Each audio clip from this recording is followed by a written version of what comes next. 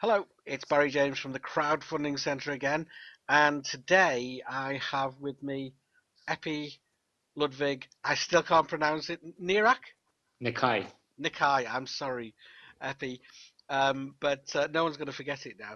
From Crowdsourcing Week, who are actually crowdsourcing as we speak, or rather crowdfunding, I should say, as we speak. We'll touch on that, I'm sure, a bit later.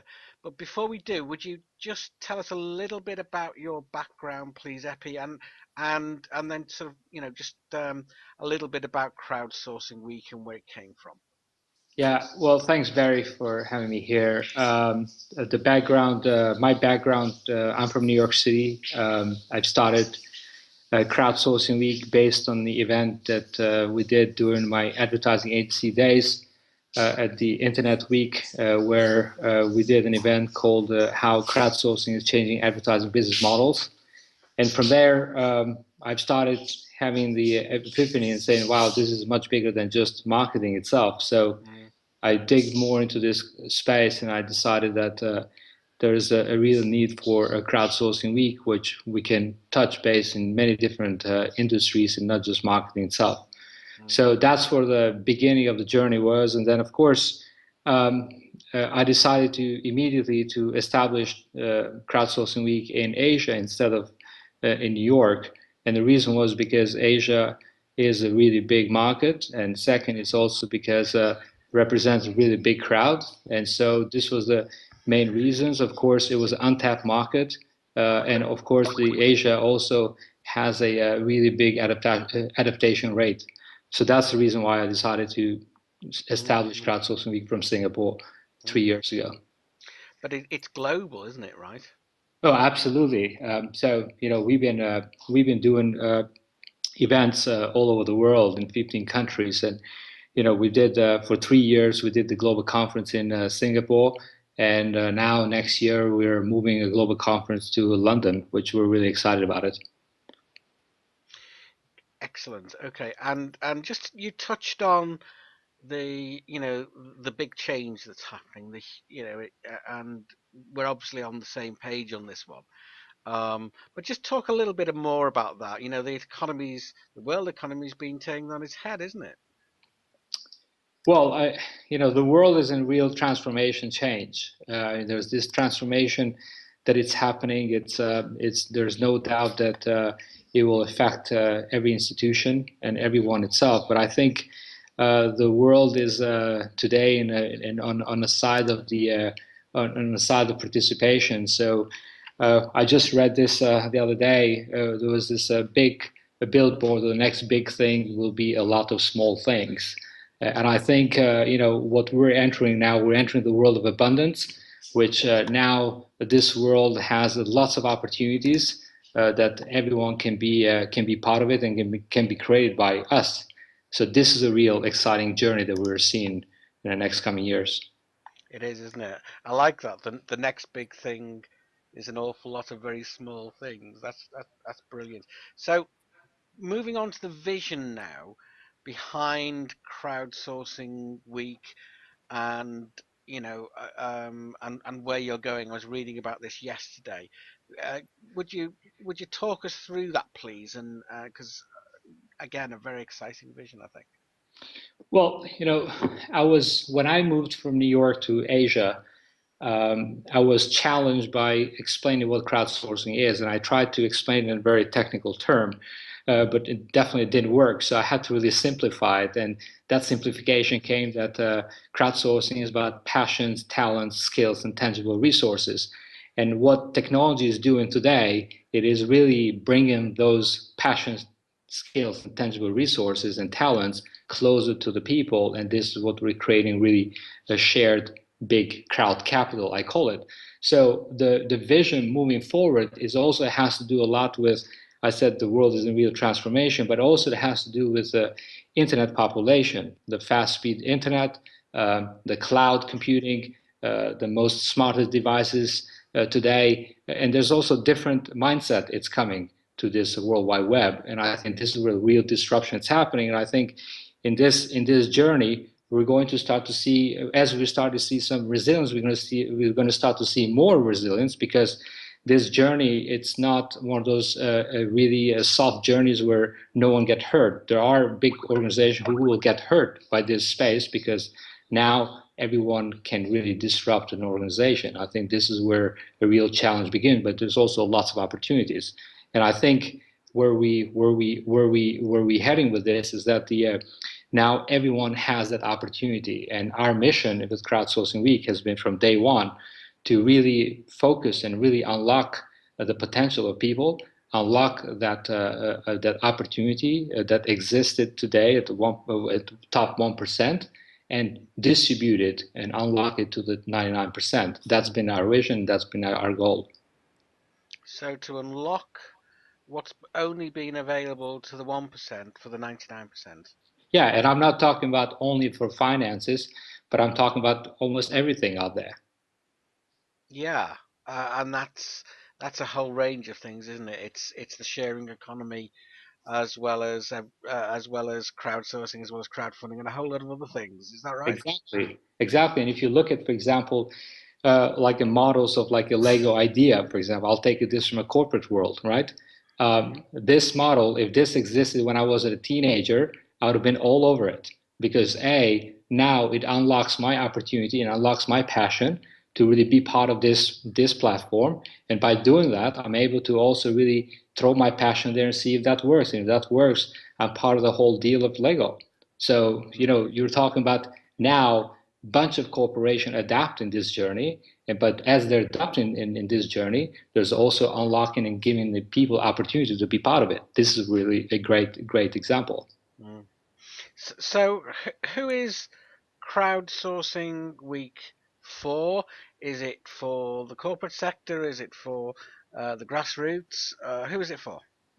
Well, we've started for corporate people and people from the government. So in every conference that we go, we have a lot of people from these sectors, senior levels.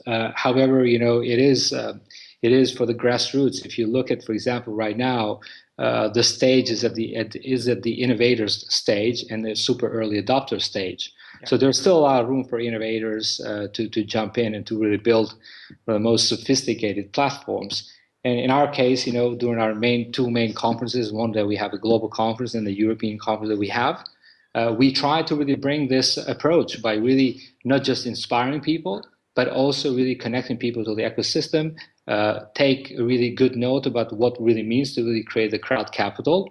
So it's not just about the technology itself, it's not just about the platform, but it's about pretty much the people. So we need to really design the real participation by people for the purpose that are in it in order to really have a great platform. And that's when you're going to start to see productivity. And that's the reason why we also created the 5 P's of the crowd economy. So that was the really real deal that we were doing. Cool.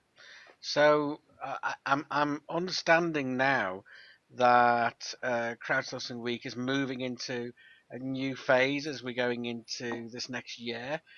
What can we expect to see from you and from crowdsourcing week over the next year, 2 years, 3 years?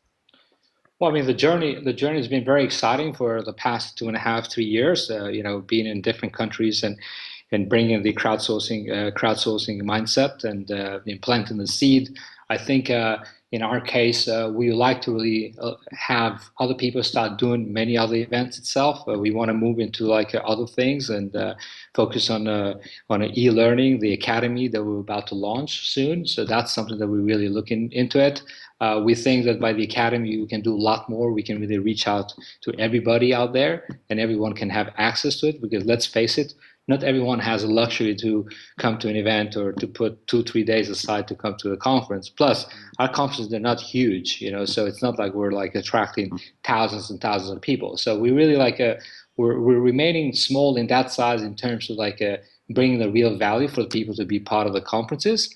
But in the end of the day, we want to do other things, and the academy is very exciting that we're doing. So there's going to be a lot more happening online, and there's going to be a lot more in terms of engagement. That's great. So I mentioned the crowd fund, which as we speak is ongoing. I'm guessing that wasn't a difficult decision to crowd fund for crowdsourcing week. Well, I mean, for us, it's been always from day one that we have to immerse ourselves in a journey. We have to take our own medicine. We can't just be one of those guys who's doing events and really talking about it. We have to do it. And I think there's a really big difference between the talkers and the doers. We are on the side of the doers. From the beginning, we did like a crowd creativity. From the beginning, we did a crowd content. From the beginning, we started doing a data mining through crowd platforms. Now it's time to do a crowdfunding, and of course, we're not going to stop here. We have many other things that we will be how we're going to really evolve in this space, and how we're going to really touch bases in all different parts. And just by doing it, by immersing yourself, I think we can prove that we are really doing something and making a dent in a society. Yeah, absolutely. So, for anyone who might be listening or watching this, who's not that familiar yet with the crowd economy, um, coming to it relatively fresh and with a questioning mind, what would you suggest? Or are there any things that you would suggest they look at or do, in terms of beginning to expand their understanding? Well, my suggestion is I like to really compare things. I don't like to just bring the assumptions out there, like comparison. I like to bring here with the social media part of it. Like, when the social media came into it, it was very simple. We had few social media and networking platforms, and that's about it. And you Mm, can sign up and you have this.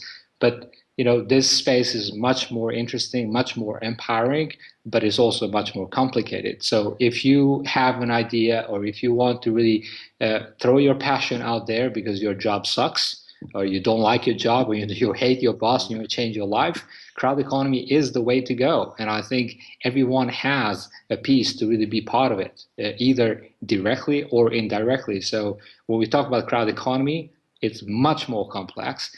Not many people understand it. And some people who understand it, they think about just crowdfunding, but crowdfunding is only extension of crowdsourcing. yeah. So you're going to be providing us with some and hopefully many more starting points. Yeah, I mean we've been real fortunate to really have a presence in many places and have a great partners all around the world. And we have built a really amazing network. And through this network, we also learn. We ourselves we're learning all the time. So it's not that we're just Mm, we know everything. This space is moving yeah. fast, and I think there's an opportunity for everyone. As I said, it is this stage is at the innovators and super early adopter stage. So, there's a lots of room for growth here, but this room for growth, it's coming very fast because next 2 years, 1 billion people joining the World Wide Web were the most sophisticated device that Bill Clinton didn't have it at that time, and a Mm, fastest speed internet. So yeah. this is a big Yeah. change. Yeah, I suppose I really ought to say that I personally regard crowdsourcing as a wonderful extension of crowdfunding, but I don't think we're really going to disagree on any of that. Well, I mean, It's fascinating, isn't it? it is very simple. If we talk about funding, we just talk about funding. So of course, it is an extension of crowdsourcing. So Mm, it's not the other way around. Because if we're going to talk about crowdfunding, then you're just stuck in that funding part. So I want to bring back something else to you. So when you think about like how important this is, think about, for example, like you know uh, where we are today. Today, the number one industry is being disrupted, and that's the banking finance hmm industry. Yeah. And the reason why is because the economy that we've been living for a generation has proven that it does not really work. Yeah. And the reason why it does not work is because the financial institution like banks have not really doing the part like really doing a banking for the people. Yeah. They have been just doing like really financing things like in real estate and creating a hype for it. When hmm you look at, for example, today, now there are like 1 billion people coming to the World Wide Web, and next 5 years you have a really big population growing into the World Wide Web, you are going to start to see billions of people becoming bankers. Yeah. Okay, this is a real fundamental change, and that you can't stop it. Yeah. There's no army that can stop it. This I heard from Brian Chesky. He shared this the other time from Airbnb. He said there's no army that can stop this, and Yeah. it's so true. Absolutely. completely unstoppable. And the truth is, I'm certain we agree on so much, and we're looking at the same things through different filters, actually. But Yeah. just finally, just I know your crowdfund is on Crowdcube now, so people might want to go and have a look at that. Uh, so we've mentioned that, but is there anything else that you'd like to mention, or anything you'd like to throw out there for the world? Well, I mean, the whole reason why we're doing a crowdfunding raise is to really open up and, tell people like we're open. Everyone has £10 to put in. We have a really big community. We already have a really big community out there, so everyone can participate now, but they can participate with a wallet, and so that's the difference. So come in, join in. I'm happy to really have you and really take this journey together. And I think that's how you want to operate. So this is the real signal that we're sending out to everybody out there. Of course, there's some hurdles with the CrowdCube because we have our community is like mostly worldwide and not so much UK focused. So when they come to really participate in CrowdCube, they're going to all these hurdles of really putting their debit cards, which it's not an easy thing. So they're coming back to us, so it's coming back and forth. But at the end of the day, we'll go through it, and we have a really good lineup of people who really being part of this thing, and we're really excited about it. Yeah, I think it's great, and I don't know whether you've noticed yet, but we at the crowdfunding centre are very definitely in. Oh, So you'll see that come through shortly, no doubt, and I'm sure there'll be lots more. So thank you for your time, thank you for your passion, and I look forward to talking again soon. looking forward, Barry. Thanks for having me, and looking forward to really working and doing stuff together. So, Okay, thanks, Epi. Thanks, mate. cheers. Bye.